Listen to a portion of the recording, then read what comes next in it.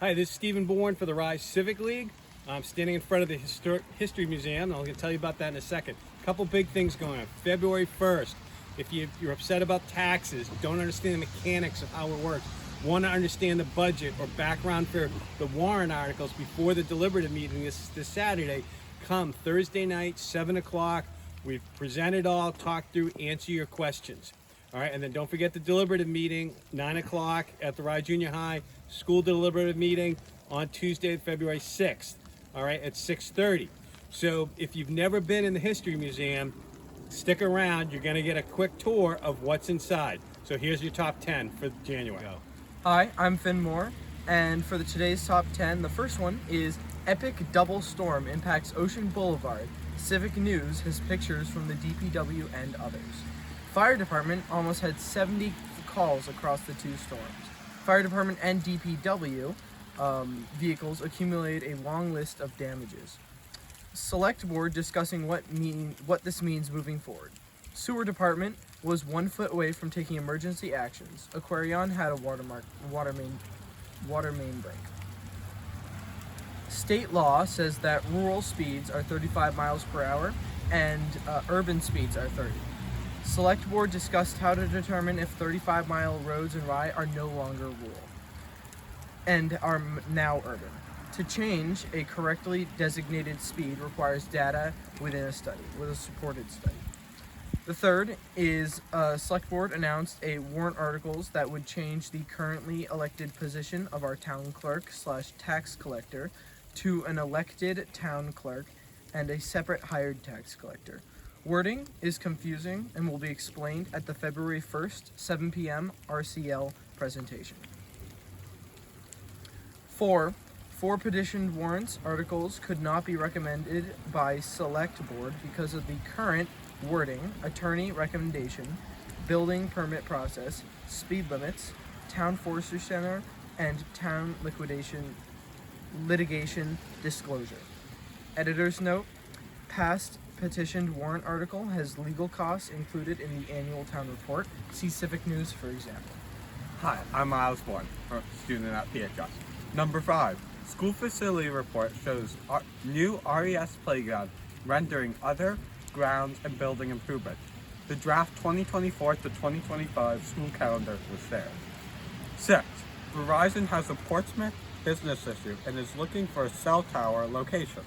A Rye tower will help Rye residents in safety, but Verizon may also find a Portsmouth location less helpful to Rye, in case you don't know, because it's in Portsmouth, but currently discussing RES backland property and investigating if Seaglass Lane conservation land is allowable, may not be restricted from funding source.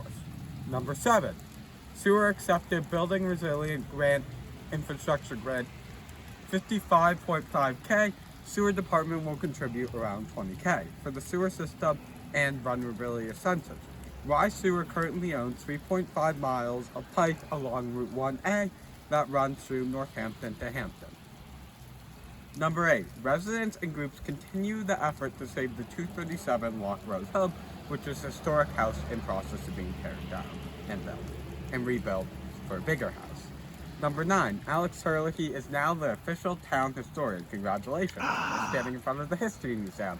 Probably a reason. But number 10, public hearings were only attended by a few residents. Analysis will be presented on February 1st by the Rye Civic League. See budget information below and the narratives from the department heads. Be there on February 1st. Thank you for listening. Thank you so much. Good afternoon, everybody. Alex Herlihy. I am standing in front of the Rye Town Museum, and in November 2022, we made our very first Civic News video standing here. Except at that time, we didn't go inside, which is what we're going to do today. But while we're standing out here, I just want to make note of something. There's a sign over here that says Museum Hours. Well, ignore what it says on the top. The most important thing on this sign is right there. This museum is never closed. All you have to do is ask, and we will open it. And now we're going to go inside.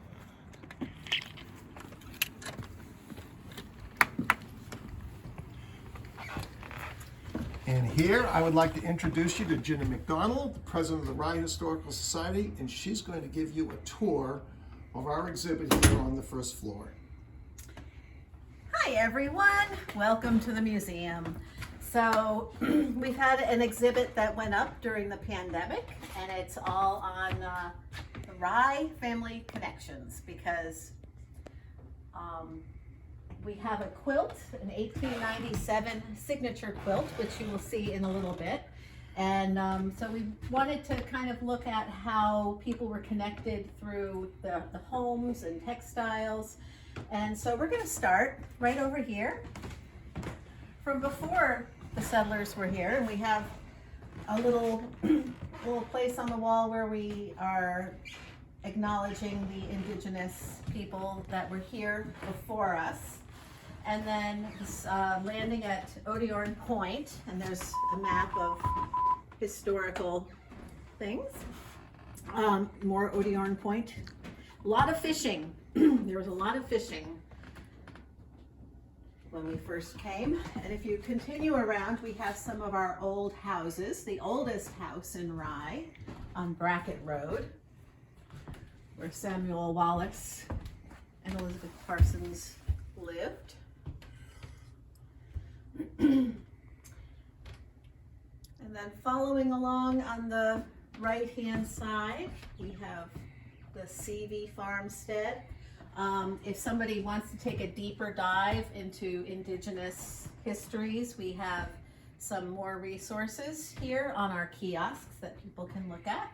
And then more of the old houses. And there's been an old house project going on this past year also. So you'll be seeing more about some of these old houses more.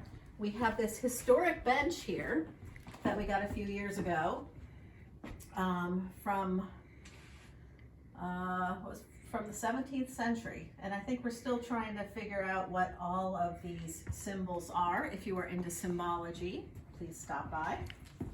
And moving around, we have our cable house where the first transatlantic cables were sent. And a piece of the cable here, and some of the tools that were used. And then we start getting around to some of the homewares and home goods, and then in here we have some, looks like christening outfits, and our ladies are all done up very nicely. This is the quilt from 1897.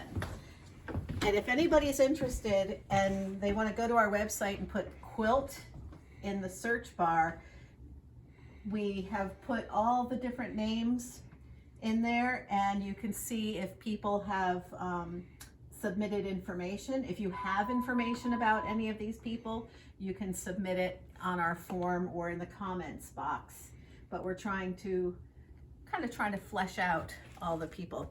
Now, right behind you here, this was created as a lasting, what do they call it?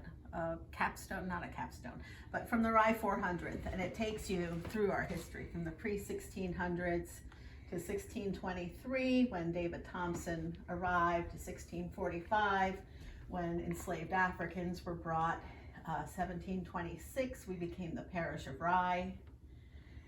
1785 we were incorporated as a town, and et cetera, going right along until our 400th year.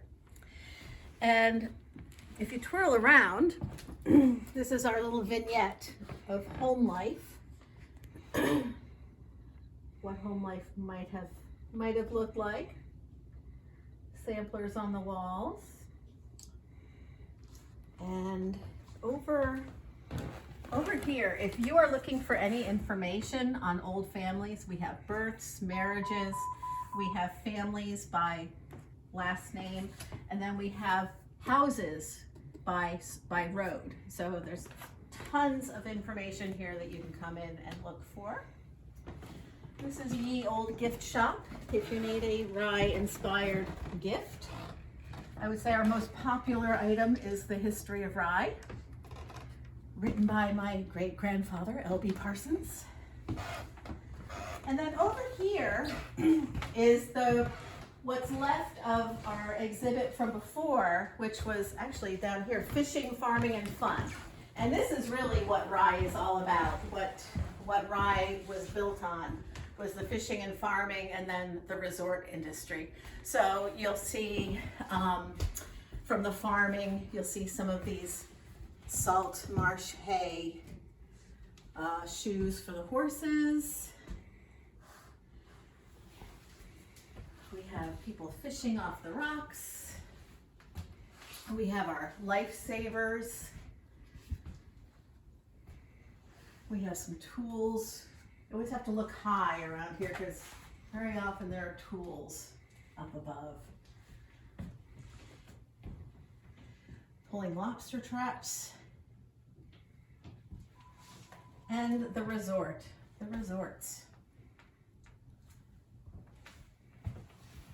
And a lot of these pictures can be accessed under our resources tab on our website. Coming around here, can you imagine bathing in those heavy wool outfits? And one of my favorite pictures is the carriage right in front of St. Andrews.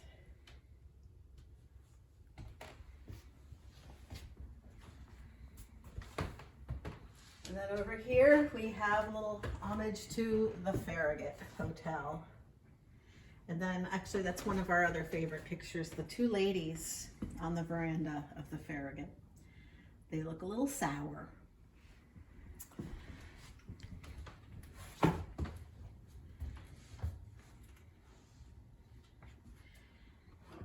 And then we have a little history of the early Rye inns and taverns, which in my humble opinion, we should have an inn or a tavern around here. And that's basically it. So that's your museum tour. Oh, over here, no, you gotta come over here actually. Over here, we have the cane, the Boston Post cane that was just last Sunday, I believe, was in the front page of the New York Times, or a description of it. This actual cane was not in it, but Rye was mentioned as part of the Boston Post cane tradition. We have some firearms, and I think that's about it. Anyway, I hope you've enjoyed this tour, and please stop in. We're open May through October, Saturday mornings from 10 to 12, and we are always open by appointment, so you can go online and see how to make an appointment.